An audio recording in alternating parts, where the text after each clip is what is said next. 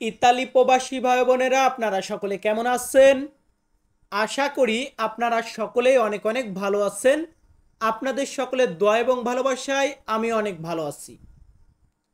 তো আপনারা যারা ইতালিতে নতুন এসেছেন বা দেশে আছেন, ভবিষ্যতে আসবেন, তারা সকলে আজকে সম্পূর্ণ ভিডিওটি একটু মনোযোগ সহকারে দেখবেন। কেন দেখবেন? কারণ আজকের ভিডিওতে গুরুত্বপূর্ণ কিছু ইতালিয়ান শব্দার্থ থাকবে। আর প্রতিদিনের ক্লাসের থেকে আজকের ক্লাসটি একটু ভিন্ন ধরনের হবে, একটু ভিন্ন। কারণ প্রতিনিয়ত তো আমি বাংলা উচ্চারণ দেই, বাংলাতে উচ্চারণ দিয়ে দেই আপনার ইতালিয়ান ভাষার, আজকে উচ্চারণটা দিব না। তো চলুন আমাদের আজকের ক্লাসটি বা ভিডিওটি শুরু করা যাক। আর ভিডিওটি ভালো লাগলে তো অবশ্যই একটি লাইক দিবেন।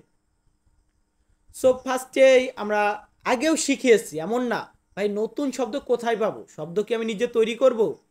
একই শব্দ বারবার ঘুরিয়ে ফিরিয়েই তো আমরা ভিডিও তৈরি করি। তো প্রথম শব্দটি আছে কাজ। কাজকে আমরা ইতালিয়ান ভাষাতে বলবো লাবোরো। লাবোরো মানে হচ্ছে কাজ। এর পরবর্তীতে আছে শ্রমিক। এই কাজটা যে করে, কাজ মানে কি ওয়ার্ক, আর যারা কাজ করে তাদেরকে আমরা ইংরেজিতে বলি ওয়ার্কার।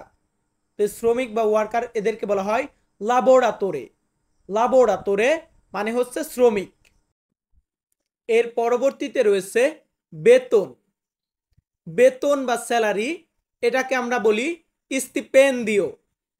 স্টিপেন্দিও মানে হচ্ছে বেতন বা স্যালারি। তার পরবর্তীতে আছে বস। আসলে বস বলতে আমরা অনেককে বলি না, তুমি আমার বস, চলো বস একসাথে যাই। তো এই যে বস, এটাকে আমরা ইতালিয়ান ভাষাতে বলবো কাপো। কাপো। কাপো মানে কি? কাপো মানে বস। এর পরবর্তীতে আছে কৃষক। কৃষককে আমরা ইতালিয়ান ভাষাতে বলবো কোন্তাদিনো। কোন্তাদিনো মানে হচ্ছে কৃষক। ইংরেজিতে আমরা বলি ফার্মার, এটাকে বলা হয় কোন্তাদিনো। তার পরবর্তীতে আছে অফিসার। অফিসার এটাকে বলা হয় উফিচালে। উফিচালে ইতালিয়ান শব্দার্থ, এটার বাংলা হচ্ছে অফিসার। মানে অনেক ডিপার্টমেন্টে অফিসার থাকে, উফিচালে থাকে। এর পরবর্তী শব্দটি আছে আমার। আমার এটাকে আমরা ইতালিয়ান ভাষাতে বলবো মিও। মিও মানে হচ্ছে আমার। ইংরেজিতে আমরা বলি মাই। মাই এটাকে বলবো মিও। এর পরবর্তীতে আছে তোমার। তোমার বলতে গেলে এটাকে আমরা ইতালিয়ান ভাষাতে বলবো তুও। তুও মানে হচ্ছে তোমার। সো অনেক ভাই আছেন যে আজকের ভিডিওটা দেখে বলবেন ভাই আপনার ভিডিওতে সাথে বাংলা উচ্চারণগুলো দিয়ে দিবেন, মানে ইতালিয়ান ভাষার বাংলা উচ্চারণ দিয়ে দিবেন। সো দেখুন প্রত্যেকটা ভিডিওতে তো দেই, প্রত্যেকটা ভিডিওতে তো আমি বাংলা উচ্চারণ দিয়ে দেই।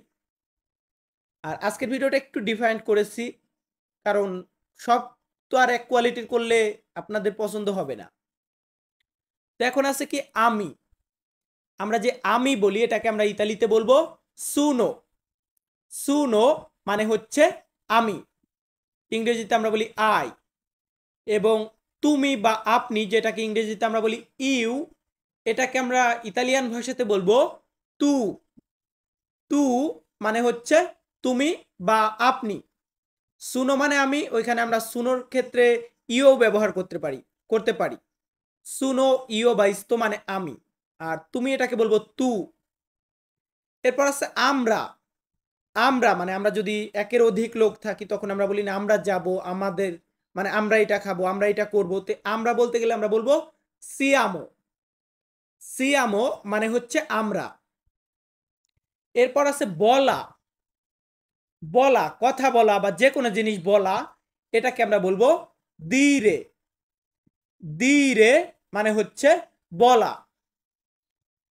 তার পরবর্তীতে আছে ধরা। ধরা এটাকে বলা হয় প্রেজো।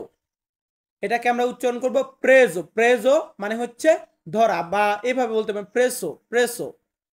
তো আমরা যখন বলবো, আমরা প্রেজো বললেই ওরা বুঝে নেবে যে ধরা। তো এর পরবর্তী শব্দটি কি আছে?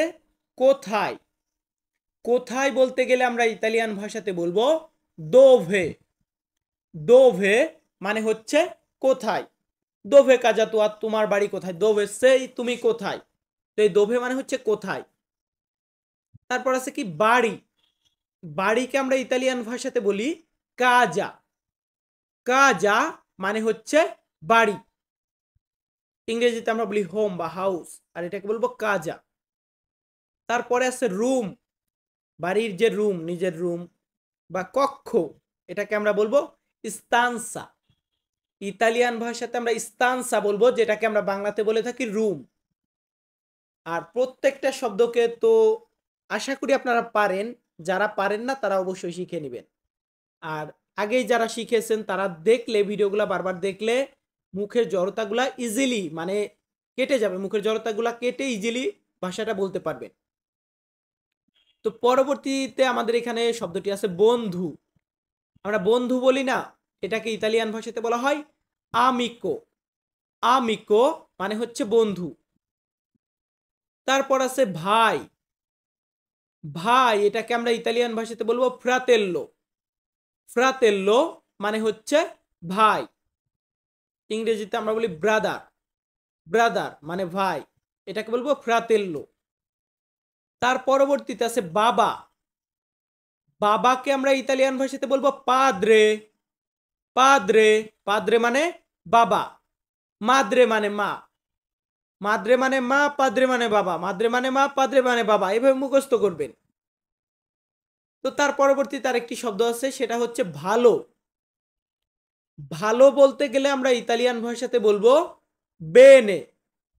বেনে মানে হচ্ছে ভালো। কি মানে ভালো? বেনে মানে ভালো। আর ভালোর সাথে আরেকটি শব্দ শেখাবো, সেটা হচ্ছে খারাপ। খারাপকে আমরা ইতালিতে বলবো কাত্তিভো। কাত্তিভো মানে হচ্ছে খারাপ। ইতালিয়ান শব্দার্থ কাত্তিভো, এটার বাংলা হচ্ছে খারাপ। বাংলা শব্দ খারাপ, এটার ইতালিয়ান বলবো কাত্তিভো। ক্লিয়ার? তো পরবর্তীতে শব্দটি আছে এখন।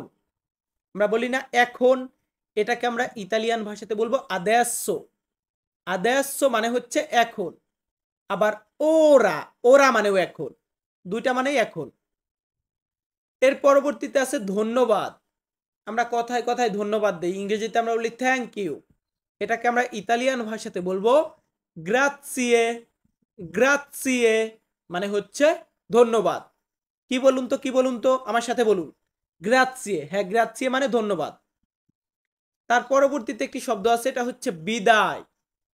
কথার শেষে আমরা বিদায় বলি না, এটাকে আমরা ইতালিয়ান ভাষাতে বলবো চাও। চাও, চাও মানে বিদায়। এই যে এখন কিছু লোক বলবেন ভাই চাও মানে তো হ্যালো। না, চাও মানে হ্যালো, ঠিক আছে আপনার কথা। চাও মানে হ্যালো তো আমিই শিখিয়েছি আপনাদের। চাও মানে বিদায়, এটাও তো আমি শিখিয়েছি। ভুল না ভাই। যখন যখন কথা শুরুতে আমরা কাউকে বলবো চাও, সেটার মানে হ্যালো বোঝাবে, হ্যালো বা ওহে। এবং কথা বলার শেষে আমরা চলে যাচ্ছি, তখন বলতেছি চাও, এটার মানে বিদায় বোঝাবে। তার মানে কি? চাও মানে হ্যালো, চাও মানে বিদায়। ভিউয়ার্স, আমাদের আজকের ভিডিওটি কেমন লেগেছে অবশ্যই কমেন্ট বক্সে জানাবেন। আর আমাদের কাছে প্রতিনিয়ত রেগুলার ইতালিয়ান ভাষার ভিডিও পেতে আমাদের চ্যানেলটি সাবস্ক্রাইব করে রাখবেন। সকলে ভালো থাকবেন, সুস্থ থাকবেন। ধন্যবাদ।